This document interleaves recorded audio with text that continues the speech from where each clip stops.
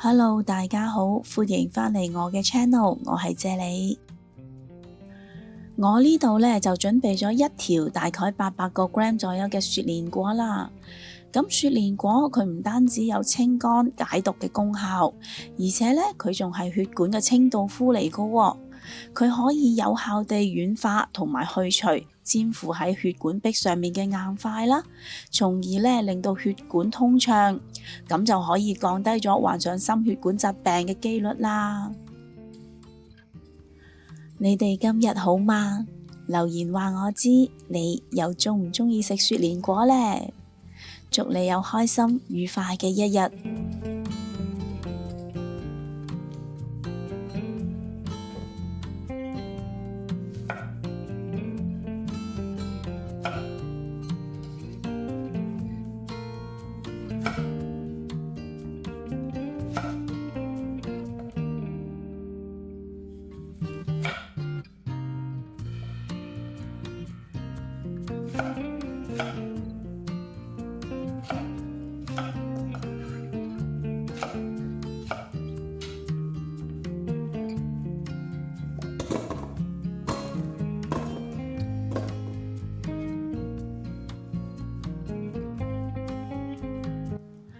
木瓜佢有促進消化、潤腸通便同埋補脾養胃嘅功效嘅。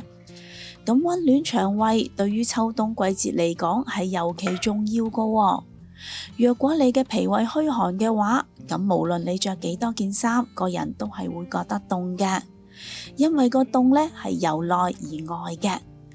而煮熟咗嘅木瓜對於調理腸胃係有意想不到嘅效果噶。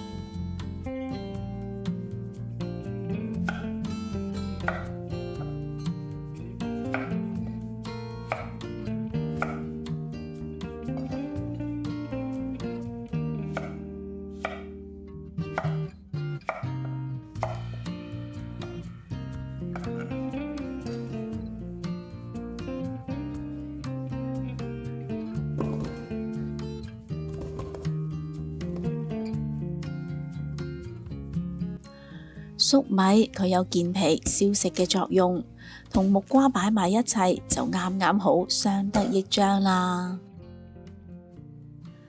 我會將呢一個湯嘅食譜呢寫咗喺影片嘅最後嘅。若果各位有興趣煲呢一個湯嘅話，請你將影片睇到最後就可以一目了然噶啦。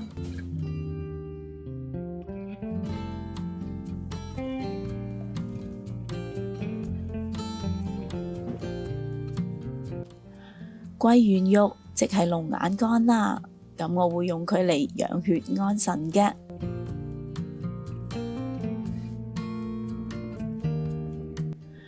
冬天皮膚會乾會痕，咁花生就啱啱好有潤膚嘅效果啦。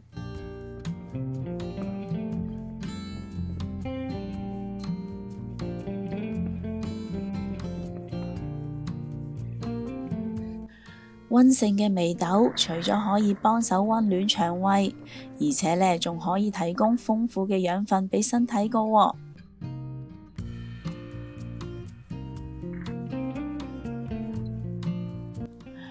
去咗核嘅紅棗唔會燥熱，但係保留咗一份溫性，用嚟調和返雪蓮果嘅寒性嘅。不飽和脂肪酸可以稀釋血液嘅濃度同埋調整血壓，咁腰果就含有好豐富嘅不飽和脂肪酸啦。咁上述嘅乾品呢，我會將佢清洗3-4次啦，將表面嘅塵埃同埋雜質徹底清洗乾淨佢嘅。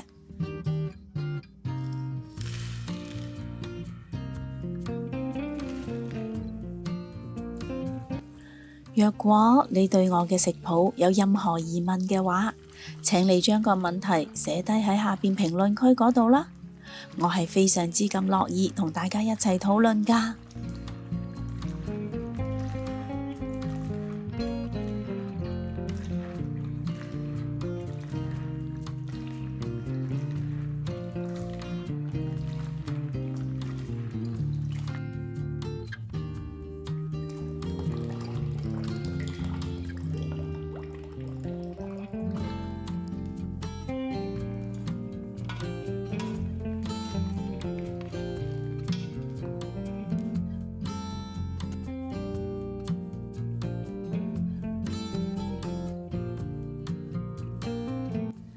今日我會用電子湯煲嚟煲湯嘅，所以我會加入2.5至3列左右嘅清水落個湯煲度啦。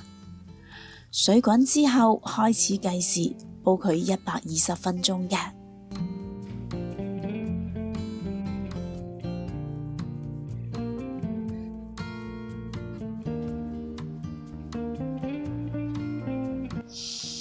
哇，好香啊！成煲湯都充滿咗果香味，個香味好清新，好舒服。呢個香味我好鍾意啊！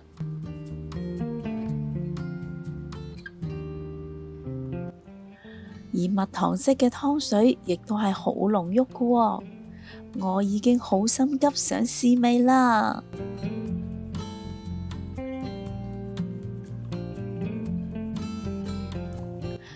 咁我唔客氣啦。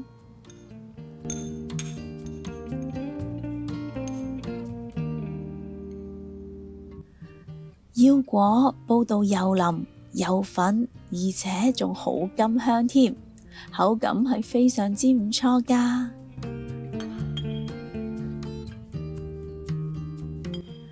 而啖湯飲落嘅味道係好鮮甜嘅。呢個甜味呢係由唔同嘅食材釋出嚟嘅喎，所以呢會飲到好多個唔同層次嘅甜味㗎。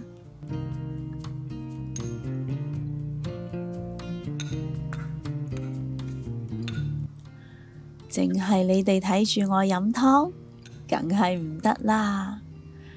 不如今晚你都試下煲呢一個湯嚟同屋企人一齊嘆啦。同埋將個食譜 share 俾你身邊有需要嘅朋友啦。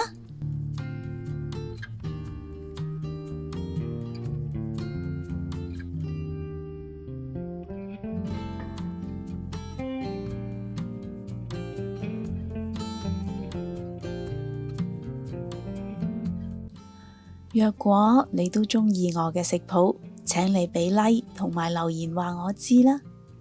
記得訂閱我嘅 channel， 順便撳埋隔離個鐘仔啊！多謝晒你嘅收睇，我哋下一個食譜再見啦，拜拜。